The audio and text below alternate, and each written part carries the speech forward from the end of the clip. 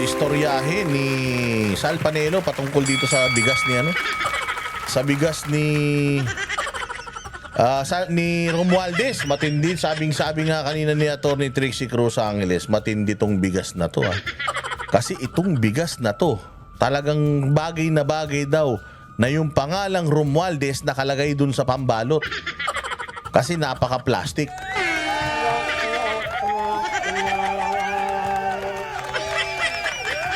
Oo, walang Diyos. Sige pa, i-play pa natin to, mga bossing. Alam mo, yan yung mga tipong politiko. Alam mo, yan yung mga tipong politiko na isinusuka na ng taong bayan. Ang dating communist rebel-infested na Paquibato District sa Davao City ay nagdiwang ng si dating Oo nga pala, dahil PRRD, yung isang lugar dyan sa Davao na infested ng mga komunista, ng mga NPA, ay bumalik siya doon, nagpunta siya doon at namigay po siya ng bigas. Walang pangalan ni PRRD doon sa mga bigas na ibinigay niya. Pangulong Rodrigo Duterte ay namahagi po ng 2,600 sacks of rice sa mga residente nito. Ang bawat indigent family ay nakatanggap ng 5 kilo ng bigas at iba pang mga basic goods mula kay dating Pangulong Rodrigo Duterte.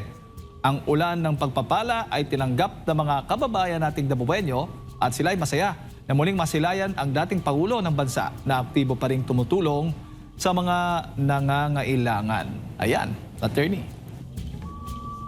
Alam mo naman yan si Presidente Duterte, whether yan holding a public office or in his private capacity, talagang naturalesa sa kanya ang maging matulungin sa ating mga kababayan.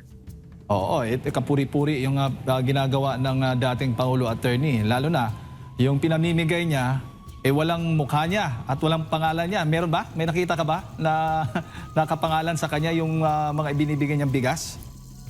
Ayaw niya nga yun. Kahit kung presidente pa siya, nagagalit nga siya pag ilagay mo lang yung larawan niya sa mga opisina mo, ayaw niya. Ayaw niya nakikita mo. O kasi nga naman, ganun talaga si PRD. Di ba naikwento ko na nga sa inyo yun, Boracay.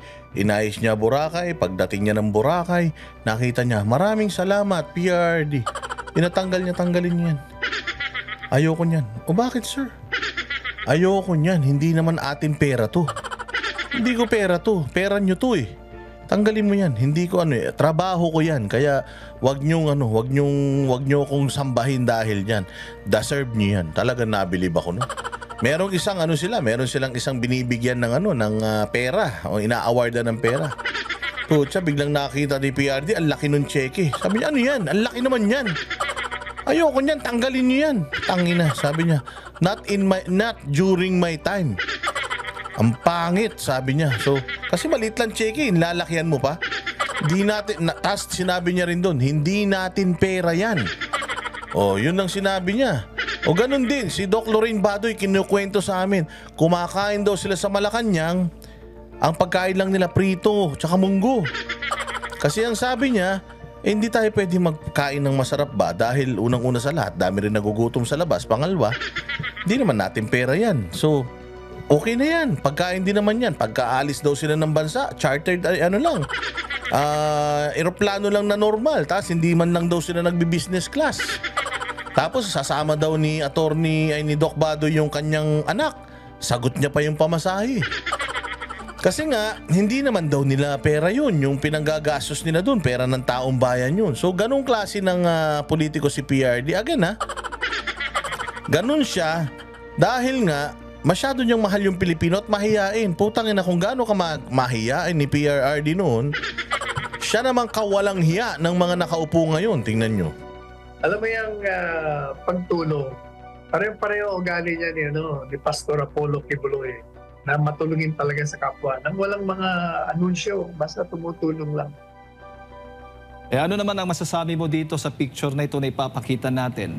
Tungkol pa rin ito sa mga bigas na ipinamamahagi. Ikita mo ba, attorney? Ano nakalagay? Romualdez. Siyempre, Ano masasabi mo? Alam mo, yan yung mga tipong politiko na isinusuka na ng taong bayan. Kahit anong ilagay nilang pangalan dyan, alam nila na yung perang yan, pinabili dyan. Unang-una, kung yan ay galing sa gobyerno, ibig sabihin, galing din sa kanila yan na ibinabalik sa kanila. Kung yan naman ay nakaw, ganun din, ninakaw sa gobyerno, galing din sa kanila yung perang ninakaw, kaya ibinabalik din sa kanila. Pero itong paglalagay ng mga pangalan, may paglabag ba? Nakasaad ba yan sa batas na dapat ilagay mo pangalan mo o ano ba? Wala namang nakalagay, kaya dapat yung mga kongresista... Hindi, meron yun yung di ba, anti-EPAL bill. Meron ganun, yung anti-EPAL bill. Kaya lang, hindi pa batas yun. Kasi yun kay Barbers yun yung anti-EPAL bill. Sa ngayon, hindi pa siya lumulusot Pero na yun, nabalangkas na ni Barbers. Kaya lang hindi pa siya ganap na batas. Although, nakagawa na sila.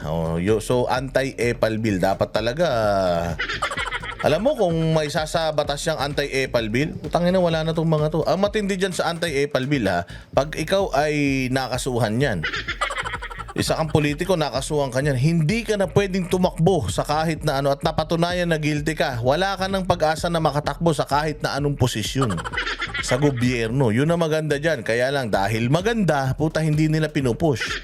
Katulad din yan ng ng death penalty sa plunder.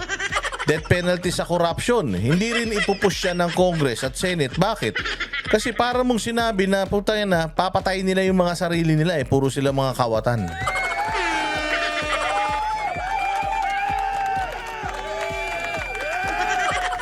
Di ba?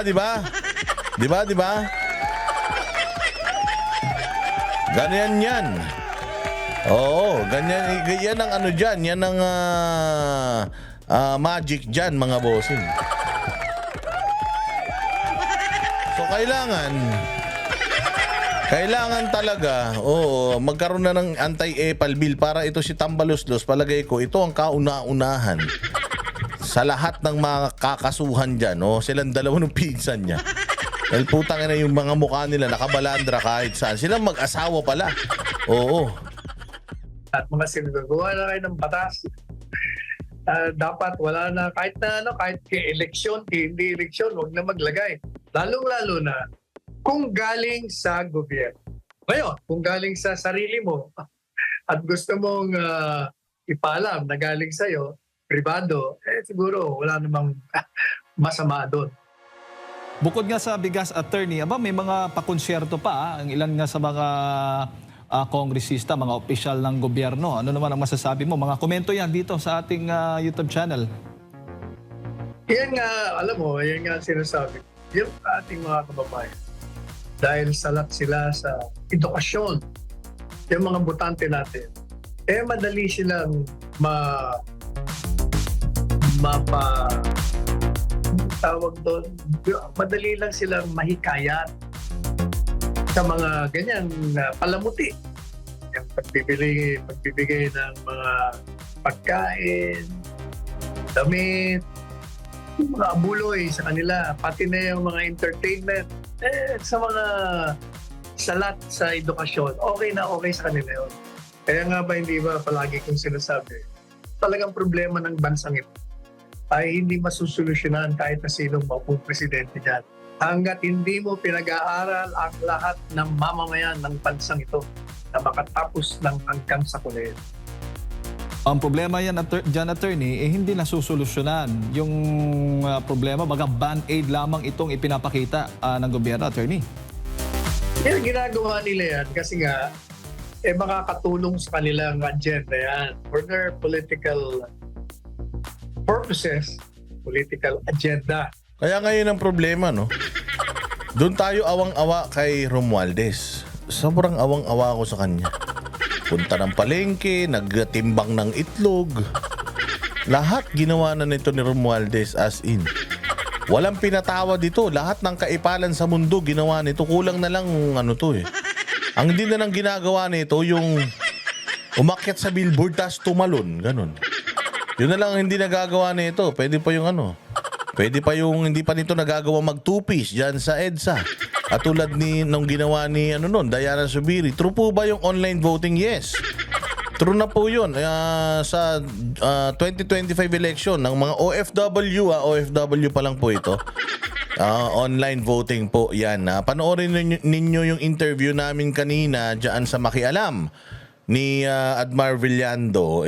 Nandiyan dyan yung interview namin nila with Comelec.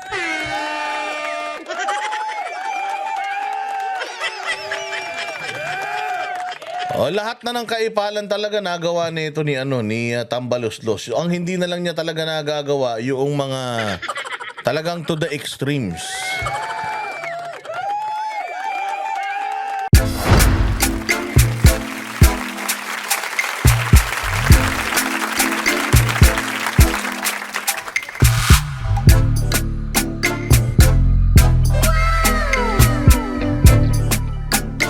The next performance will start momentarily.